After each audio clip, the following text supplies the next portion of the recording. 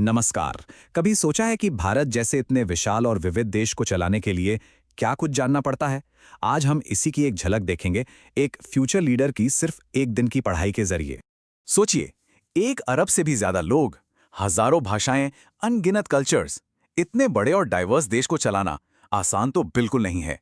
तो सवाल ये उठता है कि इसकी तैयारी आखिर शुरू कहां से होती है? इसका जवाब शायद थोड़ा सरप्राइजिंग लगे। ये सब शुरू होता है ज्ञान की एक मजबूत नींव बनाने से, मतलब एक एक दिन की पढ़ाई से। तो चलिए आज हम एक होने वाले सिविल सर्वेंट के सिर्फ एक दिन के स्टडी मटेरियल में झांक कर देखते हैं। तो इस सफर की शुरुआत करते हैं।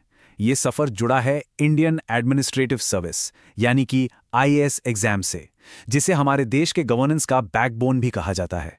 देखिए, इस एग्जाम के पीछे एक बहुत गहरी सोच है। वो ये कि अगर देश अच्छे से चलाना है तो दुनिया को पूरी तरह से समझना होगा। सिर्फ छोटे छोटे टुकड़ों में जानने से काम नहीं चलेगा। तो ये ग्लोबल पर्सपेक्टिव आखिर कितना बड़ा है? क्या ये सिर्फ भारत तक ही लिमिटेड है?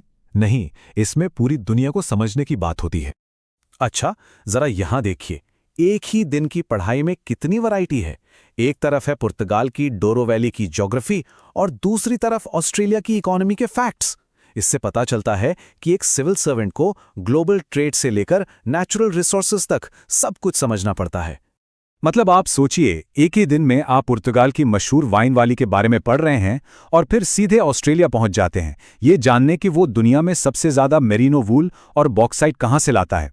और इतना ही नहीं, ट्रांसकॉन्टिनेंटल रेलवे जैसे बड़े इंफ्रास्ट्रक्चर प्रोजेक्ट्स के बारे में भी जानना जरूरी है, क्योंकि ये सारी चीजें ग्लोबल इकोनॉमी का एक बहुत बड़ा हिस्सा है।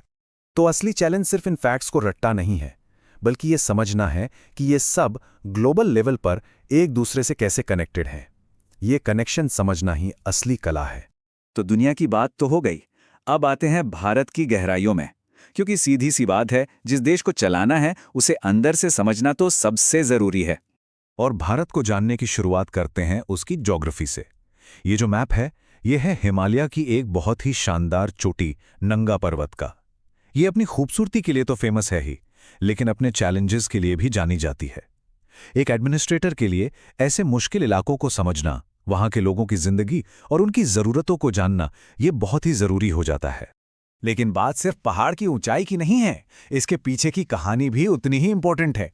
दुनिया की सबसे खड़ी चढ़ाइयों में से एक रूपल फेस यहीं पर है, और ये जानना भी जरूरी है कि 1953 में जब पहली बार इस पर सफलतापूर्वक चढ़ाई हुई, उससे पहले 31 पर्वतारोहियों की यहां मौत हो चुकी थी। ये फैक्ट्स हमें उस इलाके के खतरों और चैलेंजेस का एक रियल आइडिया देते हैं। पर देखिए, कोई भी देश सिर्फ अपने पहाड़ों और नदियों से नहीं बनता है ना? उसकी असली पहचान तो उसके लोगों से, उसकी सोसाइटी से बनती है। तो चलिए अब भारत के सोशल फैब्रिक यानी सामाजिक ताने बाने को समझते हैं। और यहीं पर शेड्यूल्ड कास्ट या अनुसूचित जाति जैसे एक बहुत ही जरूरी सोशल और पॉलिटिकल कॉन्सेप्ट को समझना आता है। ये टर्म उन कम्युनिटीज के लिए इस्तेमाल होता है जिन्हें हिस्टोरिकली यानी ऐतिहासिक रूप से सामाजिक भेदभाव का सामना करना पड़ा है।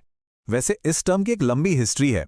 1850s में ब्रिटिश राज के टाइम पे ये पहली बार सामने आया, फिर 1936 में जाके पहली ऑफिशियल लिस्ट बनी, और फाइनली 1950 में आजाद भारत के संविधान ने इसे एक फॉर्मल स्ट्रक्चर दिया। ठीक है, तो अब हम आते हैं अपने फाइनल सेक्शन पर। यहां हम देखेंगे कि ये सारी जानकारी, ये सारा ज्ञान असल में गवर्नेंस और पॉलिसी मेकिंग से कैसे जुड़ता है। मतलब आखिर इन सब चीजों को जानने का पॉइंट क्या है। अब देखिए, इस तरह के स्पेसिफिक हिस्टोरिकल फैक्ट्स को भी टेस्ट किया जाता है। ये सवाल सिर्फ एक नाम के बारे में नहीं है, ये सवाल भारत की आजादी की लड़ाई के एक बहुत ही जरूरी चैप्टर से जुड़ा हुआ है। इसका सही जवाब है अब्दुल गफ्फार खान। पर एक अच्छा लीडर बनने के लिए सिर्फ हिस्ट्री जान लेना ही काफी नहीं होता। हिस्ट्री के साथ साथ आज की सच्चाई क्या है, आज के सोशल और डेमोग्राफिक फैक्ट्स क्या हैं, ये समझना भी उतना ही जरूरी है। क्यों? क्योंकि पॉलिसीज तो इन्हीं लोगों के लिए बननी है। अब जरा इस नंबर पर गौर कीजिए, 16.6%। ये सिर्फ एक नंबर नहीं है, इसके पीछे एक बहुत बड़ी कहानी है। 2011 के सेंसस यानी जनगणना के मुताबिक भारत की टोटल पॉपुलेशन का 16.6% हिस्सा शेड्यूल्ड कास्ट का है। तो ये सिर्फ एक आंकड़ा नहीं, ये उन करोड़ों लोगों की सच्चाई है जिनके लिए एक सिविल सर्वेंट को काम करना होता है। तो कुल मिलाकर हमने क्या देखा? यही कि हर जानकारी का एक मकसद है, चाहे वो पुर्तगाल की वाइन वैली हो या भारत की जनगणना के आंकड़े। हिस्ट्री से हमें पहचान मिलती है, ज्योग्राफी से रिसोर्सेज का पता चलता है और डेटा से पॉलिसी को सही दिशा मिलती है। और यही सब कुछ मिलकर एक अच्छे और इफेक्टिव गवर्नेंस की नींव रखते हैं। तो आखिर में ये याद रखना जरूरी है कि जो बड़े बड़े बदलाव होते हैं उनकी शुरुआत ज्ञान के इन छोटे छोटे टुकड़ों को जोड़ने से ही होती है। पढ़ाई का हर एक पन्ना एक बेहतर कल की नींव। और ये पूरी बात हमें एक बहुत ही इंटरेस्टिंग सवाल पे लाकर छोड़ देती है। क्या असली लीडरशिप सब कुछ जानने में है या फिर सही सवाल पूछने की काबिलियत में है, ताकि समाज के लिए सबसे अच्छे सॉल्यूशंस ढूंढे जा सकें?